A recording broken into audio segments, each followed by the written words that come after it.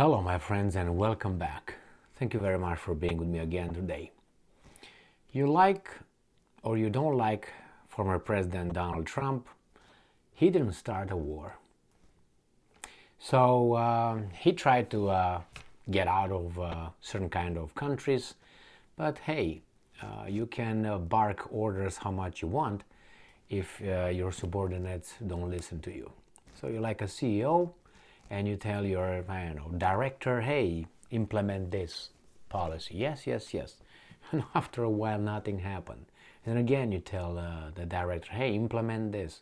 Nothing happened. You fire the director, you get another director, and he's doing the same thing. Why? Because they come from a certain area and they will not listen to you. Or you tell the director tells the managers or something, and the managers don't listen to the director. He's gonna fire them or they're gonna drag their feet. That's how it happened, I think, in certain instances with former President Donald Trump when he was president. He told certain kind of departments and agencies to look for certain things, and they simply ignored him. Anyway, let's move to this article that I have here. And this article tells us that Trump wants the war ended, done. Now, not tomorrow. And he's afraid that from tanks there will be nuclear weapons used. So this article comes from Al Mayadeen from the 26th of January 2023. And Trump said, get this crazy war ended now. Yesterday, Washington announced it will supply Kiev with 31 Abrams tanks, which could constitute a Ukrainian tank battalion. So, former US President Donald Trump said on Truth Social on Thursday that the war in Ukraine was crazy and slammed Western countries for sending tanks to Ukraine. And I'm quoting Mr. Trump. First come the tanks, then come the nukes. Get this crazy war ended now. So easy to do. End quote. Trump said on Truth Social. So he sees the escalation and he's afraid that possibly at one point the Russians will lose control and they will use nuclear weapons. And why am I saying lose control? Because as of now, the Russians did not obviously use nuclear weapons, not because they were afraid of anything. I don't know, maybe they think ahead and they expect those guys to take it easy, or at least, I don't want to say be reasonable, but at least, see where the direction this conflict goes to. It goes in a certain direction, goes up. And what's the natural course of this? You give them, first you give them, anti-tank, I can remember, javelins, right? Then you give them howitzers, then you give them, missile systems, defense missile system, HIMARS, then you give them NASAMS, then you give them airplanes. Poland gave them MiG-29s, just came out yesterday that they did that as parts that the Ukrainians assembled according to a Polish media outlet. Then you give them vehicles, and then you give tanks, light tanks, now you give them tanks, armored vehicles, that's what I meant. And then you give them airplanes, they want F-16s. Now they ask, and they will receive long-range missile systems. They gave them Patriot systems. What's missing? Troops on the ground, I think, under the disguise of international volunteering, foreign legion. There could be, a military, simply, military from countries, NATO countries, signed in as volunteers. I'm pretty sure that certain NATO countries have generals who are implementing and organizing, planning attacks and intelligence, where to strike, what to strike, where those guys are, where the other guys are. Remember at the beginning of the war, the Americans were providing the Ukrainians with detailed information where the generals, where some Russian generals were, and supposedly the Ukrainians blew them up, like 10 or something. Again, Where do you see this going? And no, we're not involved. Yes, you are. You are up to here involved in my cards. So if you look at all this development, which goes, I would say, rather like this, the Russians might, get sick of it. And I'm not saying they would blow the whole world up, but they could just, use some, as Kadyrov, the Chechen warrior, said, some little local tactical nuclear weapons in the area in Ukraine. And then that's another escalation. Then where? Where is it going to? And Trump says, stop it now. There were some Republicans, I read in an article today, calling on Biden to employ Trump to go and speak with the Russians or something like that, to negotiate with the Russians. Now, I don't know, that's kind of like crazy, but I don't know if that would work, but Trump is just outside of the loop. That's what the thing is. I think that the whole Ukraine thing goes according to some evil people's plan. And I'm not going to mention any names or any countries or any country or anything like that. But you understand what I'm talking about. So yesterday, Washington announced it would supply Kiev with 31 Abrams tanks, which would constitute a Ukrainian tank battalion. Yeah, okay.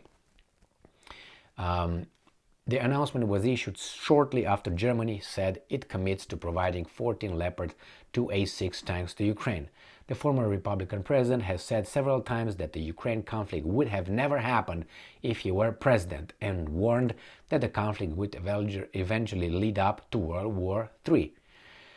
Now, last month, a survey conducted by the Chicago Council showed a remarkable decline in American popular support for Ukraine's military aid in light of the Russian military operation in Ukraine, which began in late February 2022. Nearly half of Americans say Washington should urge Kiev to settle for peace with Russia, according to the same survey. And I'm quoting, Republican backing for aid to Ukraine has slipped since the spring, with 55% of Republicans saying they support sending military aid, compared with 68% in July and 80% in March, the survey found. According to the opinion survey, 47%, up from 38% in July, say the United States should urge Ukraine to settle for peace as soon as possible, so the costs aren't so great for American households, even if that means Ukraine will lose some territory. Americans who say their country should continue supporting Ukraine, and I'm quoting, even if American households have to pay higher gas and food prices as a consequence, have declined now to 48% compared to 58% in July, according to the same survey. As for 29% of the participants, they say that the United States should gradually withdraw support for Ukraine. Another poll published in late December 2022 revealed that Americans don't want the US to go to war to defend the former Soviet Republic. The majority preferred that US leaders focus on domestic issues, which are many and require handling. According to the survey conducted by YouGov, in conjunction with Charles Koch Institute, the majority of Americans, 48%, said they are either strongly or somewhat against going to war with Russia to protect Ukraine's territorial integrity should Russia invade the country. Only 27% favored such a move, while 24% said they didn't know. Meanwhile, 73% agreed that the United States, I'm quoting, should prioritize domestic issues over foreign policy issues, whereas only 7% agreed that foreign policy should be prioritized. So you can look at these opinion polls, surveys, and the leaders, the elected officials, don't care, because that's how it is in a democracy. You vote one time and they can rule, they think, with impunity for 4 years, 5 years, 6 years, 2 years. Depends how long the term is. Now, I don't like that kind of democracy, I have to tell you. And I have some suggestions But hey, what can you do, right? Work within the system, in which I agree, you should work within the system. But the thing is, you see, the connection between big business, political weasels, and the mass media, the mainstream mass media, is so great that we, the people, have to, how should I put it, try to bob and weave, dodge and go around things in order to just make our voices heard. I mean, look at this YouTube channel, program, however you want to call it. I have to cut so much that I just censor myself from saying. Why? Because that's the easiest and the harshest, you will understand when I tell you, the easiest way for these guys to have you imposed a harsh self-censorship. Why? Because they don't really tell you what exactly you said that was unacceptable for them.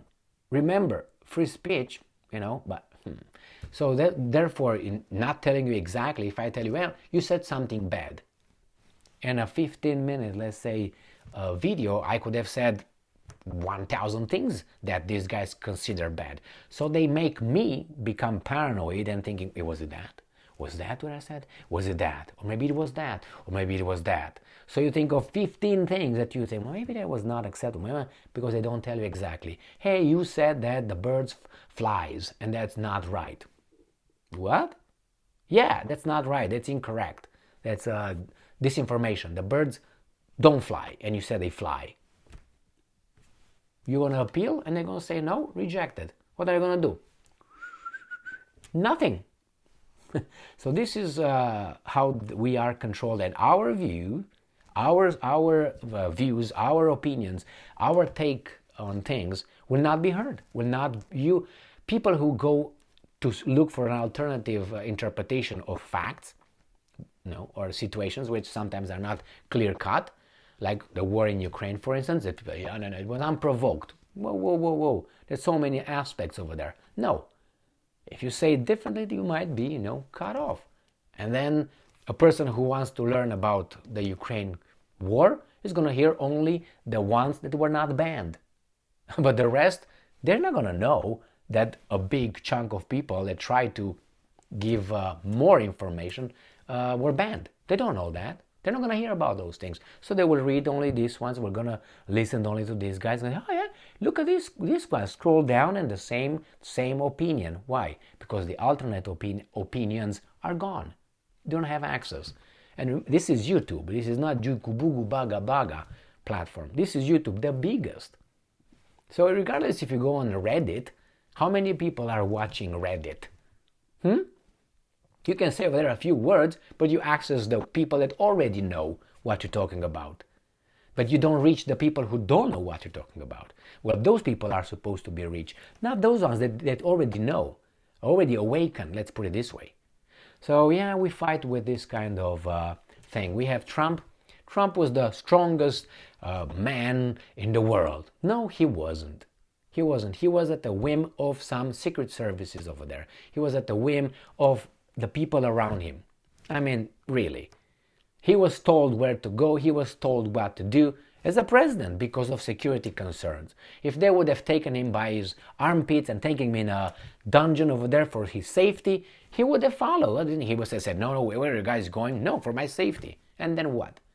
I mean, I'm not implying that, it's a big conspiracy or anything. No, but look what Trump wanted. He wanted people out of Afghanistan. He wanted people military out of Syria. Yeah, we're going to take them. Did they take them? No, they didn't. So yeah, he wants peace. Yeah, he wants peace. He can want how much peace he wants to go to the bathroom and have how much peace he wants, but not this kind of peace with this kind of interest.